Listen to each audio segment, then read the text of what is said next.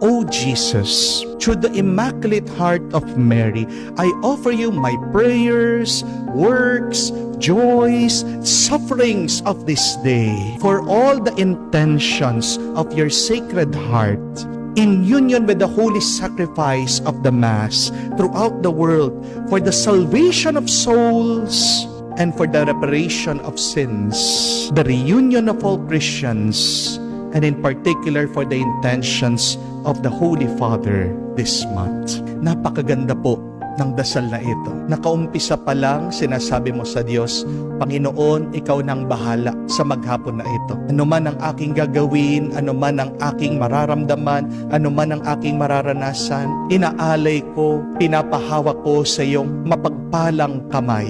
Dahil alam ko, mapapalaki mo ano man ang maliit, mapaparami mo ano man ang kakaunti, mapapatibay mo ano man